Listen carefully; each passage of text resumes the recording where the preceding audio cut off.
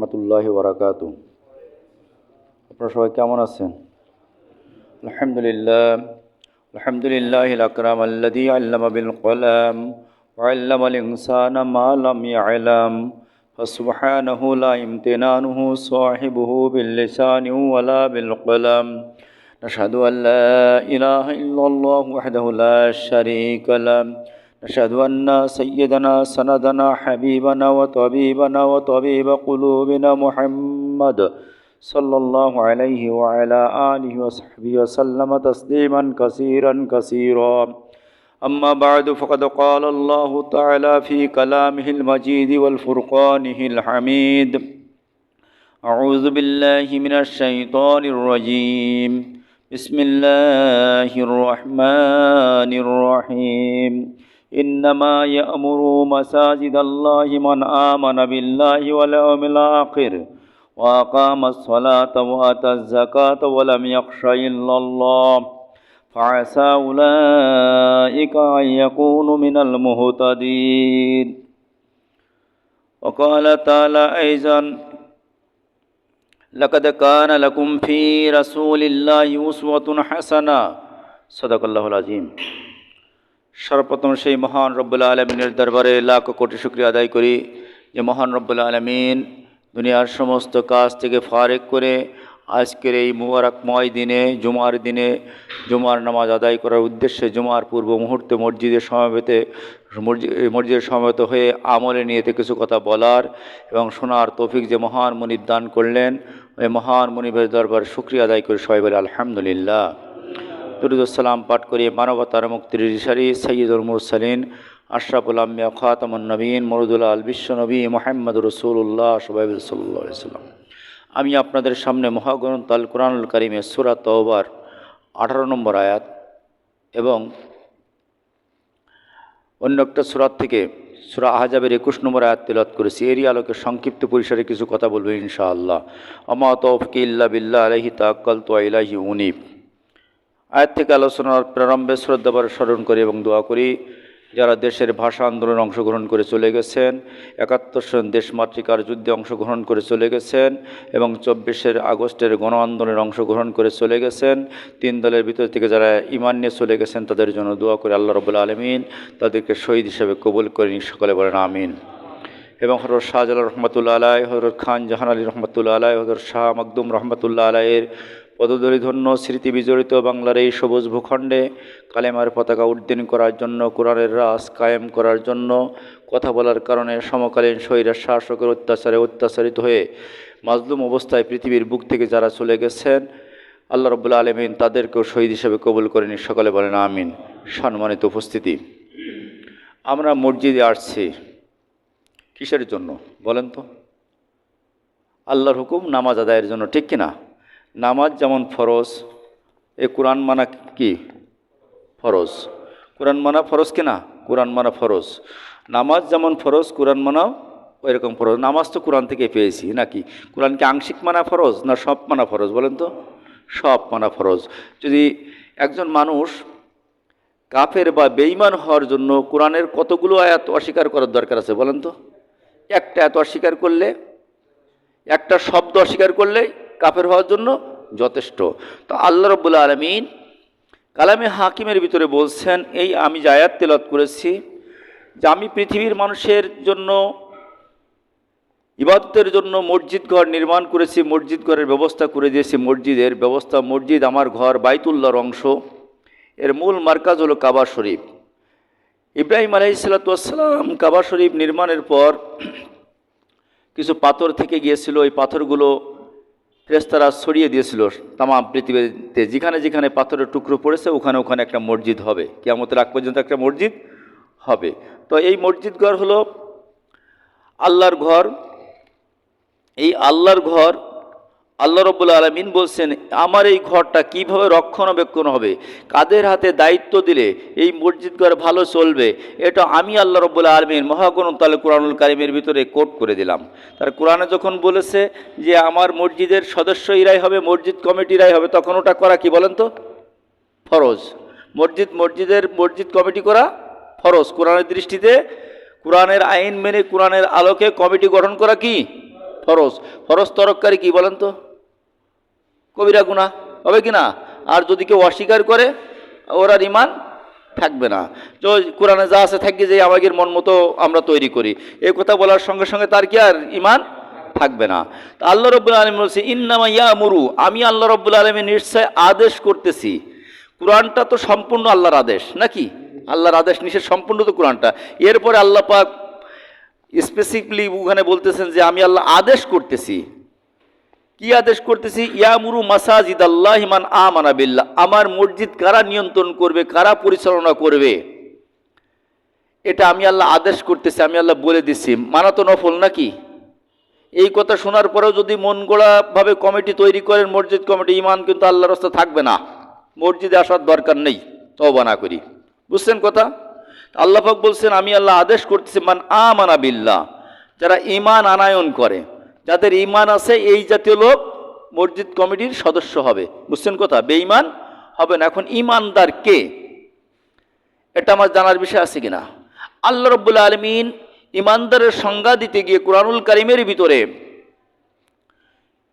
কয়েক জায়গায় বলেছেন যে ঈমান কিভাবে আনতে হবে। তার ভিতরে এক জায়গায় বলেছেন সূরাতুল বাকারা 256 নম্বর আয়াতের ভিতরে আল্লাহ বলছেন লা ইকরাহা ফিদ-দীনি কাদ তাবায়্যানা রুশদু মিনাল গায়য়্যি ফামান ইয়াকফুর বিত-তাগুতি ওয়া ইউমিন বিল্লাহ। কোনো মানুষকে জোর জবরদস্তি করে ধরে বেঁধে কালেমা পড়ানোর দরকার নেই। যদি কোনো বান্দা স্বেচ্ছায় কালেমা পড়তে চায়, সেজন্য ফামান ইয়াকফুর বিত-তাগুত, সেজন্য আগে তগুতকে অস্বীকার করে, তগুতকে অস্বীকার করে, এরপরে বিল্লাহ, এরপরে আল্লাহর পরে ঈমান আনয়ন করে। তাহলে ঈমান আনয়নের আগে শর্ত হলো কি? তগুত অস্বীকার করা। এখন তগুত অস্বীকার করে যারা কালেমা পড়েনি তারা কিন্তু ঈমানদার না। নামাজ পড়তে পারে কিন্তু ঈমানদার না। কথা কার? আল্লাহর কথা। আল্লাহ পাক বলছেন যে এই তগুত কি? কোরআনের আইনের বিপরীত যত আইন আছে সমস্ত আইন হলো তগুত। যে দল ক্ষমতায় যে কোরআন দিয়ে রাষ্ট্র পরিচালনা করতে চায় না, ওটা হলো তগুতি দল। বুঝছেন কথা? ব্রিটিশ আইন বা মানব রচিত আইন দিয়ে যারা দেশ পরিচালনা করতে চায় ওটা হলো তগুতি দল। এই দল যারা অস্বীকার করে কালেমা পড়েনি এরা ঈমানদার হয়নি। কথা কার? আল্লাহর কথা। সূরা বাকারা আয়াত নম্বর 256। আল্লাহ রাব্বুল আলামিন এরপরে সূরা নাহলের 36 নম্বর আয়াতে বলছেন ওয়ালাকাদ বাআসনা ফি কুল্লি উম্মাতির রাসূলান আন ইবুদুল্লাহা ওয়াজতানিবুত তাগুত। আমি পৃথিবীর জমিনে যত পয়গম্বর পাঠিয়েছি, যত আম্বিয়া কিরাম আলাইহিস সালাম পাঠিয়েছি, সমস্ত পয়গম্বরের দাওয়াত দিয়েছে দুইটি দাওয়াত। আন ইবুদুল্লাহ, জীবনভর আল্লাহর গোলামি করবে, আল্লাহর দাসত্ব করবে। আর কি করবে? তগুতকে অস্বীকার করবে। আনে ইবুদুল্লাহ ওয়াজতানিবুত তাগুত, আর তগুতের সঙ্গে যুদ্ধ ঘোষণা করবে। তগুত যে পথে যাবে ওর বিপরীত পথ অবলম্বন করে চলবে। বুঝছেন কথা? তাহলে সমস্ত নবীদের দাওয়াত কি ছিল? এক দফা দুই দফা দাওয়াত নিয়ে একটা জীবনভর আল্লাহর গোলামি করা, সব জায়গায় আল্লাহর গোলামি করা আর তগুতকে অস্বীকার করা। এই জন্য এই তগুত মুক্ত ঈমান যারা আনেছে এরাই মসজিদ কমিটির সদস্য হবে। তগুত মুক্ত ঈমান। আল্লাহ পাক বলছে ইয়ামুরু মাসাজিদাল্লাহি মান আমানা বিল্লাহি ওয়াল ইয়াউমিল আখির, আর আখিরাতকে দৃঢ়ভাবে বিশ্বাস করে, বিশ্বাস স্থাপন করে। এরপর বলছে ওয়াকামাস সালাত, আর নামাজ কায়েম করে। কি করে? নামাজ কায়েম করে, নামাজ পড়ে এবং ব্যক্তি সমাজ রাষ্ট্রে কায়েমের চেষ্টা করে। নামাজ কায়েমের যে সংজ্ঞা আল্লাহ রাব্বুল আলামিন এই কুরআনুল কারীমের ভিতরে একটি আয়াতে বলেছে তোমরা নামাজ পড়ো। সূরা কাউসারের ভিতরে ফাসাল্লিলি রব্বিক, তোমার রবের উদ্দেশ্যে নামাজ পড়ো।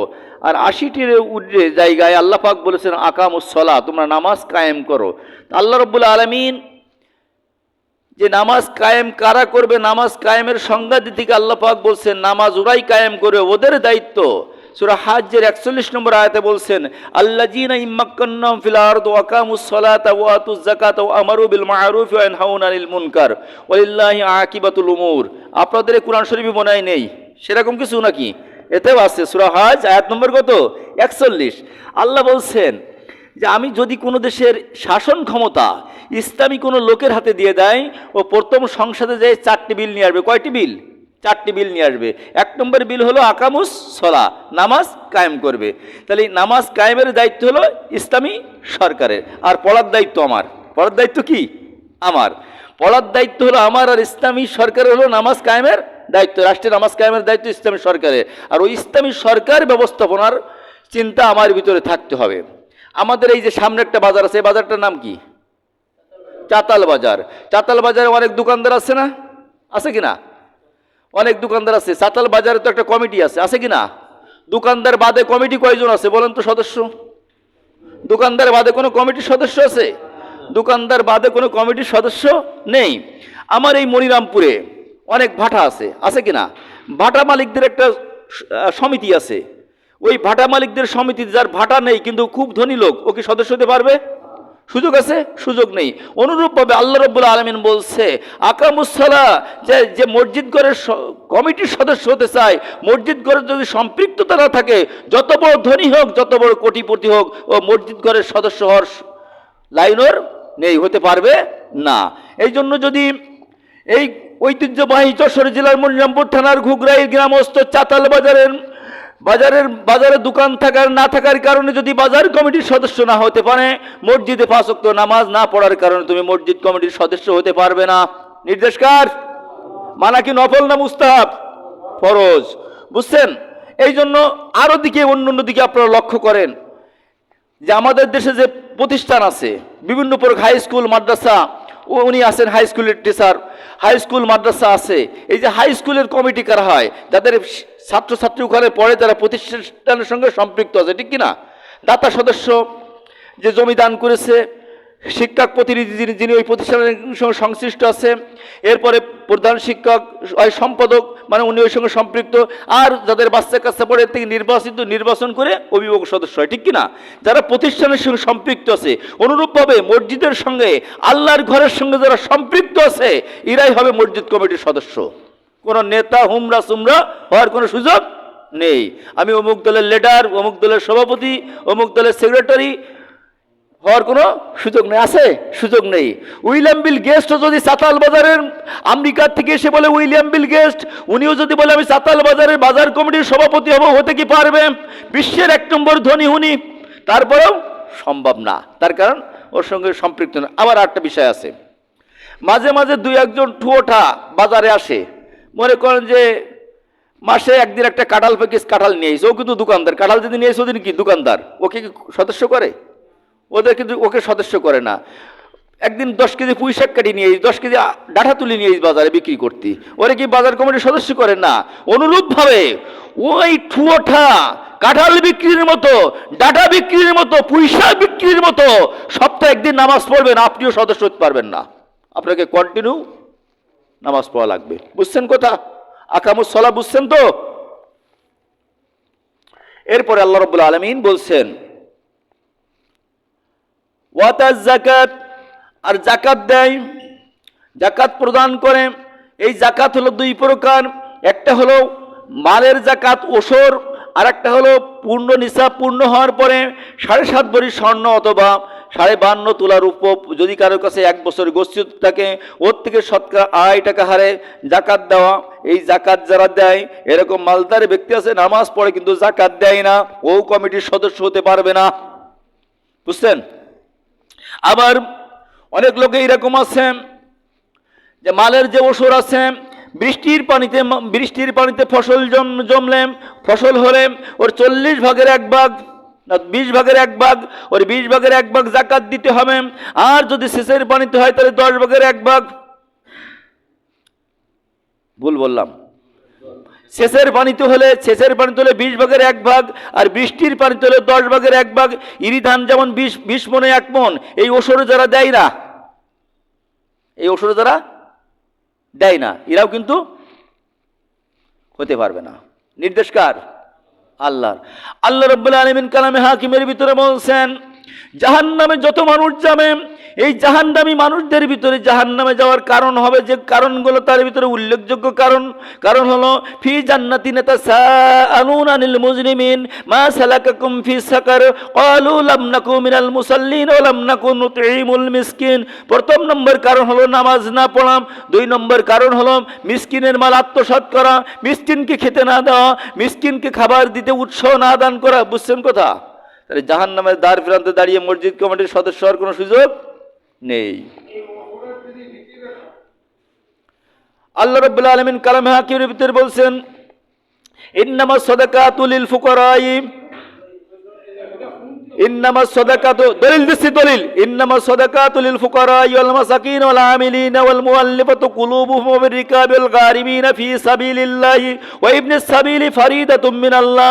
আল্লাহ এখানে 8টি খাত বলেছেন। ইন্নামা সাদাকাতু, নিশ্চয় সদকার মাল দেবেন। ইন্নামা লিল ফুকারা, ফকির, মিসকিন, অসহায়, এই জাতীয় 8টা খাত আছে। আল্লাহর জমিনে আল্লাহর দিন কায়েম সহজ, এই এরকম 8টা খাত এখানে উল্লেখ আছে। এরপরে তো আমার অনেক লেকচার আছে ইউটিউবে, অনেক আলোচনা ইউটিউবে আছে, আমি এরপর তো কথা বলেছি, এরাই পাবে 8টা খাত আছে। যে সমস্ত প্রতিষ্ঠানে লিল্লা বোর্ডিং নাই ওখানে ওসরের মাল পাবে না, বুঝছেন? মসজিদে দান করলে ওটা ওসর আদায় হবে না। যে মাদ্রাসায় লিল্লা বোর্ডিং নাই ওখানে দান করলে ওসর আদায় হবে না, বুঝছেন? এটা আর বলছে ওয়ালা ইয়াখশা ইল্লাল্লাহ, আর আল্লাহ ব্যতীত কাউকে ভয় করে না। একমাত্র হায়াতের মালিক আল্লাহ, মৌতের মালিক আল্লাহ। এইটি নিয়েই মেনে নিয়েই সে সামনের জীবনে অগ্রসর হয়, সামনের দিকে ধাবিত হয়। বুঝছেন কথা? একমাত্র আল্লাহকে ভয় করে, নেতাকে ভয় করে না। হক কথা বললে মামলা হবে, হক কথা বললে আমাকে ডান্ডা বেড়ি ফোরাতে পারে, এই ভয় করে চলে না, হক কথা বলেই যায়। আমার হায়াতের মালিক আল্লাহ, আমার মৌতের মালিক আল্লাহ।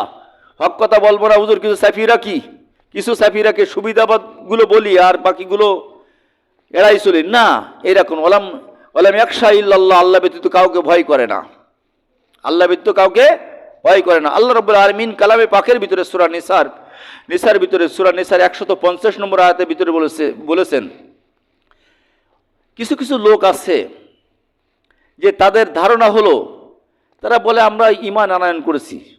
ওয়ায়াকুলুনা নুমিনু বিবাদিন ওয়া নাকফুরুনা বিবাদ, হুজুর আমরা তো ঈমান আনয়ন করেছি, কিছু তো পারি, নামাজ তো পড়ি, ওয়া নাকফুরুনা বাদ। আর শুধু না রাজনীতি অর্থনীতি এড়াই চলি, যদি ইসলামী রাজনীতি মানতে যায় তাহলে তো জমি বন্ধক রাখা হয় না, যদি ইসলামী রাজনীতি অর্থনীতি মানতে যায় তাহলে তো হুজুর সুদি টাকা লাগানো হয় না, এইটুক এড়াই চলি। ইউরিদুন, আমরা ইচ্ছা করি, আইয়াত্তাখিযু বাইনা যালিকা সাবিলা, মধ্যম পন্থা অবলম্বন করে চলবো। আল্লাহ বলছে উলাইকা হুমুল কাফিরুনা হাক্কা, এরা হলো নির্ভেজাল কাফের, এতে কোনো সন্দেহ নেই। বুঝছেন? গেল ওয়ালা ইয়াখশা ইল্লাল্লাহ ফাসা উলাইকা ইয়াকুনু মিনাল মুহতাদিন। এই কাজগুলো যদি করতে পারে তাহলে তারাই হলো হিদায়াতের পথে আছে, হিদায়াতের পথে আছে। আর হিদায়াত প্রাপ্ত বান্দা কোথায় যাবে বলেন? জান্নাতে যাবে। আমরা জান্নাত চাই কিনা? আল্লাহ রাব্বুল আলামিন আমাদের সকলকে হিদায়াত দান করুক, সকলে বলেন আমিন। আমাদের সকলকে জান্নাতের জন্য কবুল করে নিক, সকলে বলেন আমিন। আল্লাহ রাব্বুল আলামিন আমাদের জন্য জাহান্নামকে চিরতরে হারাম করে দিক, সকলে বলেন আমিন।